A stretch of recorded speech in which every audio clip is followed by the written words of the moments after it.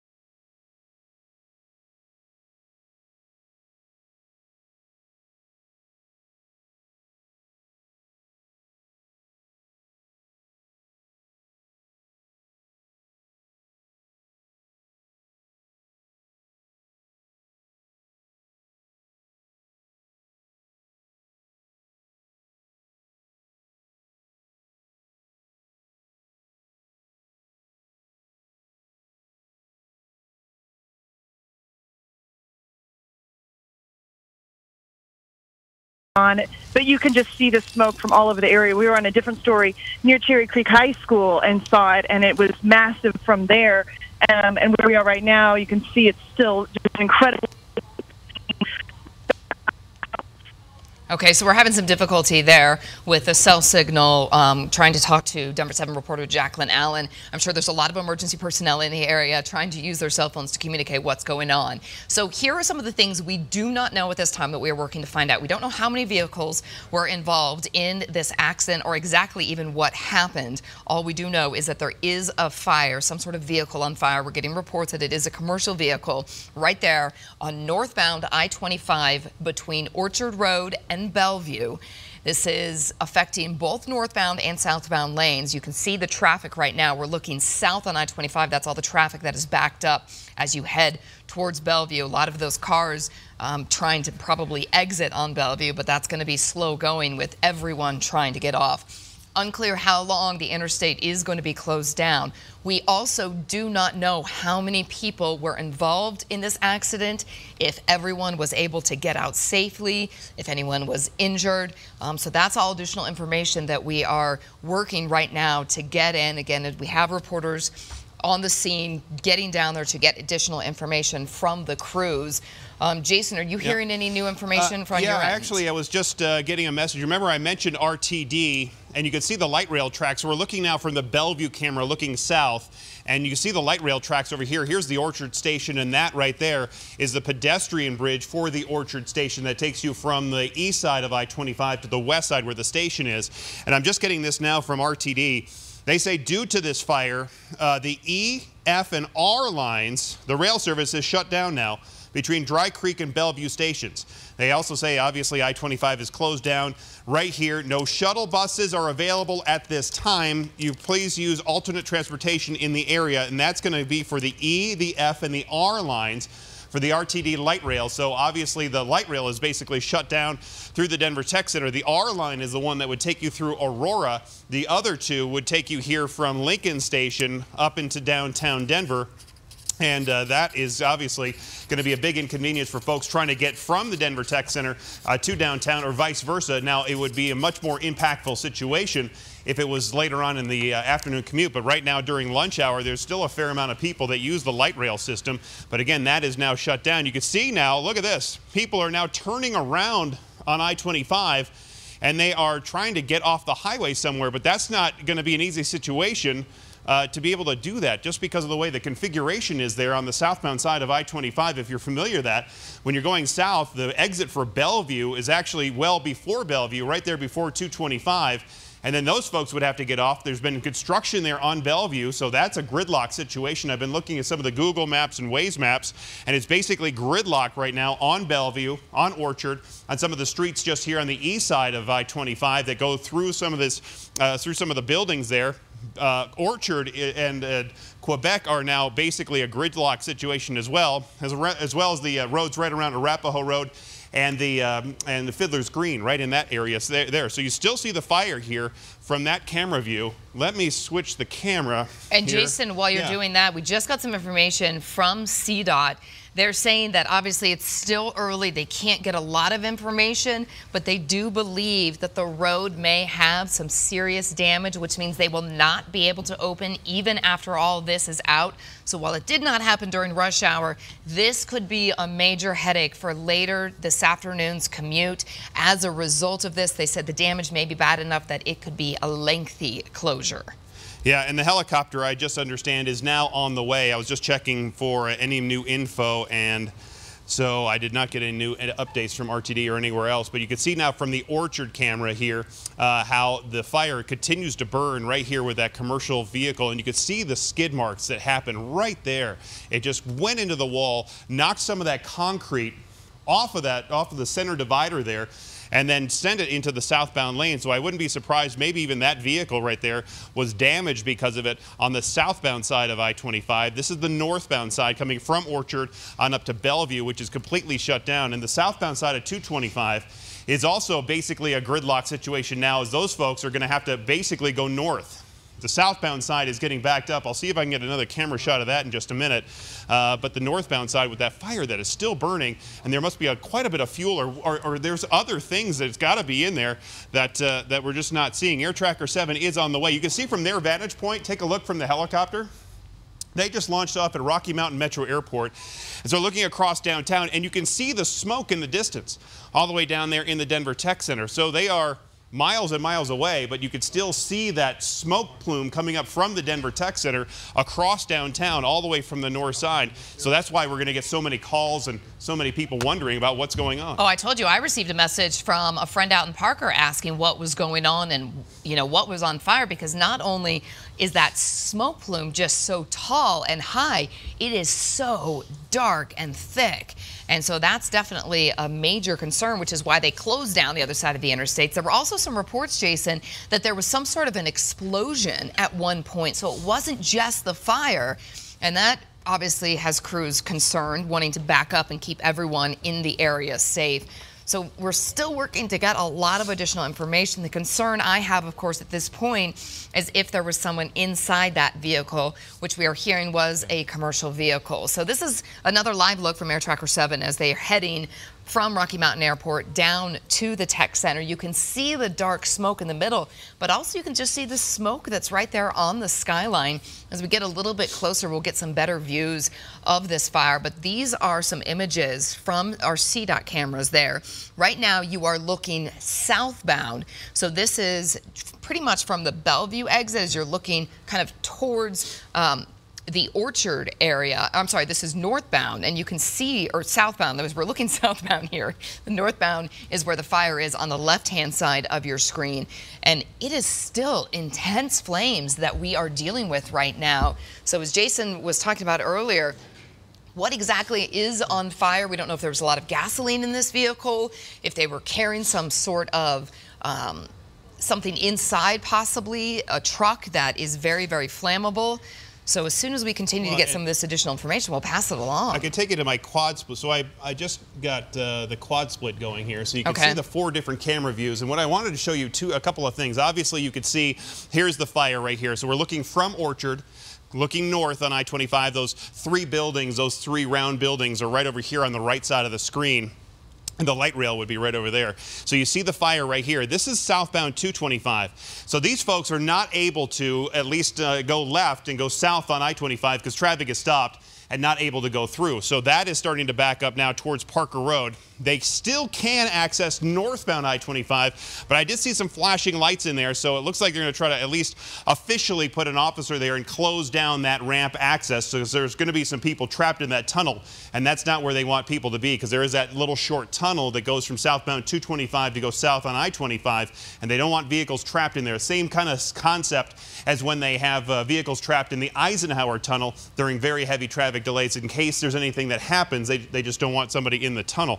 And so here's the northbound side of I-25 back at Arapahoe. You can see that's not moving. I've been looking at some of the side street map sensors, and it is basically gridlocked from that point on Yosemite, on Quebec, trying to go north all the way to Orchard and Bellevue. And you can see the backups now go all the way back to Dry Creek, and I believe this is going to go all the way back to before 470 and affect 470. So there's a ripple effect now with the interstate closed down in both directions. Both the side street areas obviously will be gridlocked, but then you're going to have effects like here on 225, on C470 trying to join northbound I-25, and all these folks. So if you're obviously at home, you're not in the car watching TV, unless you're me, because that's how I do that. But if you know something, you can actually call your friends or call your family members and your loved ones if they are in this traffic jam, and just tell them to get out of there. If the best they can is to stay the farther away. That's always my recommendation. The farther away you can stay away from some of these, from this area, it's going to be the best. Let me go and make it large screen here. Jason, I want to ask you a question real quick, since you're a traffic guru. So right now we are hearing both Denver Fire and South Metro Fire on scene. Right. South Metro Fire just tweeted out that this involves a commercial carrier. Does that mean a semi? Not necessarily. They can. So a commercial carrier can be somebody who is working commercially. It can be a box truck. It can be a semi truck. It can be a triple trailer. Any of those things. Okay. It's just somebody who's working commercially. And to me, it looks like it's a smaller vehicle. If it was a semi, you'd see more of the trailer part of it. And maybe it was just the cab, because most people think of the semi truck as the whole thing. Sure. There's actually the truck part of it and the tractor part of it, and then there's the trailer part of it, and you could have multiple trailers. But to me, it almost looks like a smaller vehicle. It could be a delivery vehicle, something like that, even the size of a FedEx truck or a UPS truck. It could be like a delivery truck. You've seen those food delivery trucks, that sort of thing. Any of the drink delivery trucks, it could be. That is a commercial carrier as well. Okay. And so you have to have some kind of vehicle with some size, because these are raised. These people are probably about 6 feet tall, and these barriers are actually a little bit taller. They were built during the T-Rex construction. They were actually built a little bit extra tall to keep people from looking at the activity on the other side of the freeway. So they're actually a little bit higher, and there is some pretty substantial concrete here damage when that vehicle hit it. So it leads me to believe that it was a truck, a larger truck with some size there, that crashed into the wall, knocked that concrete out of there and into the southbound lanes, and then it skidded. You can see how far it skidded from this point here and then traveled along the wall, maybe even flipping over, and then causing, obviously, the fire there. And it's just an eerie sight, isn't it? I don't know what that guy's doing walking down the highway. I think he's just a looky-loo who's trying to figure out what's going on. Maybe he is, but you see that there's Greenwood Village police officers right there stopping all traffic from going on to I-25. Bellevue or Orchard here is moving a little bit right under the bridge just because everybody's trying to get out of there. Sure. But that southbound side of Quebec is just gridlocked trying to get down here to past Orchard and eventually to Arapahoe Road. Okay, Jason, I'm going to interrupt you real quick because we're also just getting some additional information in from South Metro Fire. We are being told that this was a fuel tanker, or is a fuel tanker on fire, which really accounts for all the dark smoke we're seeing and the flames that we are dealing with. We are also hearing that one person has been injured. Now, it's unclear the extent of that person's injuries, if they were able to get out very quickly, but we do know that one person is injured. We'll continue to get that information from South Metro Fire, but it was a fuel tanker. So depending upon how much fuel was inside that tanker, Jason, this could be burning for quite some time. Yeah, and that's why it's so dark, and you see the smoke is just so dark. Now we're looking from Air Tracker 7 as we're getting close. I also just got an update from RTD. They say it's going to be a minimum of 45 minutes until any buses are able to reach Bellevue or the Orchard stations to shuttle people around from that point. And obviously, you can't have the buses moving very quickly when nobody else is moving very quickly around this scene down here in the Denver Tech Center. So you're getting closer and closer from Air Tracker 7. Again, that's the Orchard Bridge, the pedestrian bridge. That would be the access from Orchard to go north on I-25. And that's the southbound lanes there. This is that residential building right there at Landmark. Yeah, at the Landmark. And so just when we clear the building, that's why you see that thick black smoke. It's from the fuel that's burning. And typically, if you're seeing burning like that, it is from fuel. And we also could tell, you could see how it was flowing here. Look at the fuel is burning here on the southbound lanes. And it definitely, the firefighters have pulled back and just waiting for this to burn out a little bit. There is a front loader. Looks like he's trying to either scrape something or get ready to scrape something off the road there. Well, but that is just dramatic pictures there from Air Tracker 7. Yeah, now that Air Tracker 7 is up and above, you can get such a different view of the fire that we're dealing with. I mean, you cannot even see that fuel tanker. Yeah, it's right. So that would be the cab right there. The cab? And then this, so in these fuel tankers, it's not. I wouldn't say it's one of those semi-tank. I would say it's one of the smaller ones. That's the way it looks to me, where it was the cab is attached to it rather than it's a detachable tanker that goes onto the front of a tractor. But you can see obviously the damage, but that is just tremendous damage there. That cab is completely gone. Yeah, and you can see how it's starting to eat away at the concrete here because it can get hot enough to start changing the structural integrity of those these center barriers of the concrete there, and obviously of the asphalt. You heat up the asphalt enough, and if it's warm enough, like on a real hot day, if you're in Las Vegas, you can take a screwdriver or something hard, and you can push the asphalt. Right. So if you're burning the asphalt, you can actually change its dynamics and actually move it around a little bit. So that's why CDOT is going to be concerned that we're going to have lanes closed for some time and significant road damage, and obviously damage to that center barrier. And it could take days, if not weeks, to fix that. And so it's just going to be unclear about how long it's going to take for them to fix this and to get this right again. Which unfortunately means your evening commute, if you do usually take I-25 through the Denver Tech Center between Bellevue and Orchard, plan now to take some additional way, because it does